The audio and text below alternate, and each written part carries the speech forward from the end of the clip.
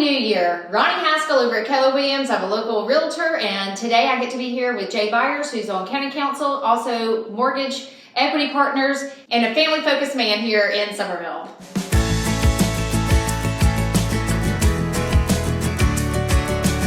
My whole desire for County Council is just to make this community better.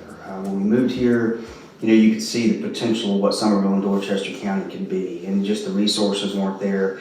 And so that educator background just gives me a vision for what I want to see. I mean, it's funny now just seeing my kids from back in the day. Some of them have come to work for me. I've certainly done a lot of mortgages for them, but then now I see them and their kids out at the parks that we've built, and they're excited about the libraries we're going to do. And so back 12 years on Dorchester County Council, people think you want to be a career politician. No. I'm okay losing an election. We've done some hard things, some things that need to be done, and I think it's really important people know on Dorchester County, we didn't have a park system. We didn't have very good libraries. Our library was 40 years old. When I first got elected as a Republican, conservative Republican, we started talking about trying to do a bond referendum to be able to build these things. Well, in order to do that means you got to raise taxes. Most Republicans don't want to raise taxes. I don't want to pay more taxes than necessary either. But living in Charleston's awesome. So we love Charleston, we love going to Isle of Palms, we love going to James Island County Park. But man, it's 30 minutes away, and that's without traffic. I mean, I'd love to be able to do those things in my backyard, 5 minutes away from my house. And when I start talking about that with people, people are like, yeah, well, it's going to cost us this. It may cost us $40 a year, but we're going to have these phenomenal parks on the Ashley River. We're going to have first-class libraries for your kids now, close to home. $40 a year, I'm going to spend that in gas and in traffic trying to go down to Isle of Palms versus just doing something here. So you take that with what we're doing. I feel like we've really transformed Dorchester County. And the next 2 or 3 years, you're going to see a real metamorphosis in just a complete growth to a really modern county. And I'm super excited about being a part of that. We've got a great team. Our county council's great. Our staff's great. You don't do this by yourself. You got to have a great team around you. I'm certainly passionate about it. Anybody that's been here or paid attention, you know I'm passionate about this stuff. And it really just comes down to, what do my kids want to see? What do your kids want to see? Are they going to live here and raise their kids here? What do they want to do? And take your mom out to the park and walk around. We've got those resources now. We didn't have them 5 years ago. So it's been a fun ride. There's quite a few parks and recreation spaces here that I wish. I mean, my kids aren't grown by any stretch of the imagination, but they're not playing, like they used to. And gosh, if I wish that I had some of these things that are now part of our community. Because as a realtor, I get to introduce people to Summerville and Dorchester County. But I'm selling houses, but ultimately they're buying a house, but they really are buying a community. Absolutely. They're buying a community. Communities are built because of what it gives back to them as a family. Yeah. And so they're buying into the schools, they're buying into the parks and the libraries. You have to have and road structure. I mean, that's a big part of it as well, the roads. Being able to commute and not taking an hour to get from one side of town to the other to get to that activity that you got to go to. So all of that feeds into a really strong community, which is what I really am ultimately selling to families that are migrating in. Absolutely, and the things we've done makes this a better place to live. It's a better place to raise your kids. My girls, and we'll talk about that, but I got a 15-year-old and a 17-year-old right now. And 3 years ago, I was the coolest dad on the planet. Now they're teenagers, and maybe I'm not as cool as I used to be. So when the park opened up, I don't get to take them out and push them on the swing like I wanted to when they were 8. And now they're out there. It's like, all right, Dad, this is cool. Hey, what are we gonna do next? Versus those young kids, come in. The community that we built just with that Ashley River Park, the park we're gonna build out on the Miles James, and it's Pine Trace. We're just creating some places where people can go spend time and make memories with their family. Yeah. And go fishing with the kids, do whatever, or just take your parents out. Throw the ball, you got dog parks, all kinds of things. What I like to tell people is we're building a park, whether you're 3 years old or 93 years old, there's something for you to do. And that's really our vision, is we want to make sure that you've got an opportunity to go outside and understand what makes our place special. So let's talk about family for a minute. You mentioned your 2 daughters. I've got a 15-year-old, a 13-year-old, and an 11-year-old. One thing amongst there's a couple of things that parallel within our families, but one of those is that you've got a daughter who's a competitive gymnast, as I do as well. And we've had lots of conversations about really both of your daughters at one time, for a long time, were competitive gymnasts. Absolutely. It's a different mentality with these kids, right? They have to be self-driven because they're in the gym. My daughter's in there anywhere from 18 to 20 hours a week, so similar for yours, right?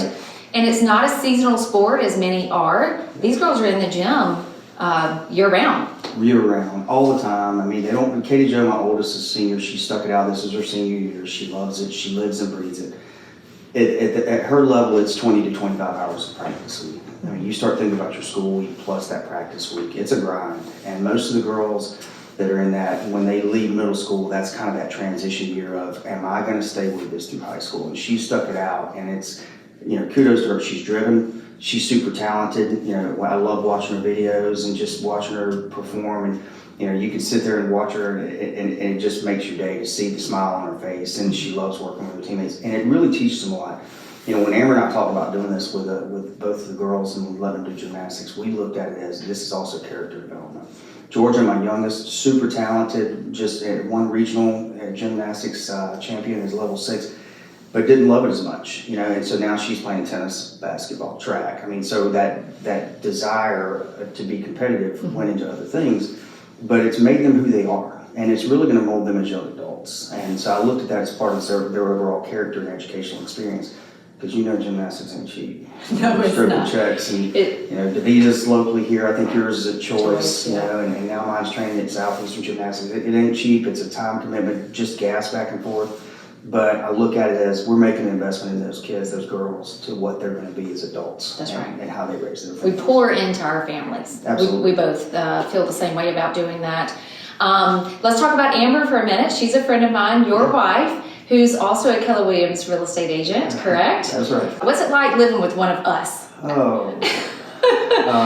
When I get home and we talk, it's like the last thing I want to talk about is a real estate contract, because I do mortgages for a living. So it's like I don't want to hear about that. And so she's loving it. She loves the real estate. I know that you and she talk, and she sort of looks at you, even she watches what you do and how successful you are, and she just really admires what you've been able to do here. And she's a teacher by nature. And there was just a time when COVID hit. Things just went crazy, and gymnastics went crazy, school went crazy, put a lot of stress on us, and I just told her, I said, look, you're really great at people, you're great at educating. What we do is educating people, whether it's mortgage or real estate, but also just it's a relationship business. Yes. She's great with that stuff, just like you are. So let's talk about mortgages for a moment, because you've been in the business for a while. You've talked about you really like to educate your clients. You've been able to serve them. You're very relational with them. That's how you've built your business so successfully. What brings the most joy? What would you say is the most joyous moment of your business side of it? Being someone that's an educator at heart and just being rewarded by altruistic nature, I love to see people just excited about usually their first home, or if they had to overcome some challenges to be able to win a contract, as has been difficult lately, and just get them into that home where they walk those kids in and they're just excited about that. It's a business that you really can change lives, and being able to educate people about what loan product. I mean, most of the time that stuff's really boring to most folks, but when you're that person that's trying to figure out how do I make my budget work, how do I be able to pay for my kids to do gymnastics or whatever, and still be able to buy the house that we want to raise our kids in the neighborhood that we want to be in. That's important for us. We take that pretty seriously. I mean, you can look on the TV and you see, all these other mortgage companies, and it's really just about cheapest rate, cheapest whatever. And at the end of the day, they don't care about whether or not you're in the house of your dreams or not. They just want to make some money or whatever. We're more about, look, we're more interested in you as part of our family, part of our friendship and our relationship circle. And that's important to us. So when we see people excited about what this is going to mean for their family, and there's been times, and you've done this too, where you've been at a closing table and somebody's just so happy they're hugging you and crying and what have you. And we've certainly had that, and then they go leave a review online and talk about how great things are. Those are the reasons that we do what we do. It's exciting to be able to do that. It's really rewarding, and it allows us to be able to change lives. When I wake up every day, whether it's county council or whether or not we're going to go, do mortgages for folks, it's about how can we help people. Bottom line. Mm-hmm. That's how I'm. That's right. That's right. I don't know that's how you work. Too. Yeah. You should go into politics.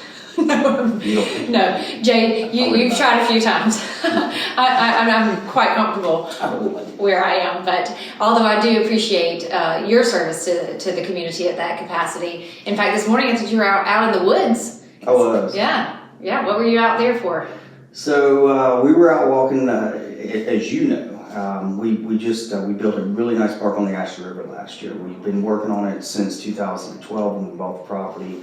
We had to get a referendum to pay for it. Well, we bought additional property on the Ashley River, and the property we were walking on this morning is about 120 acres, really good high property, and it will allow us to expand the 83-acre park that's already on the Ashley River and go across Bacon's Bridge Road. And the property that we were on this morning is just phenomenal. It's beautiful. People don't realize if you move into Charleston, there's a couple things you got to pay attention to: hurricanes and earthquakes. People don't realize that.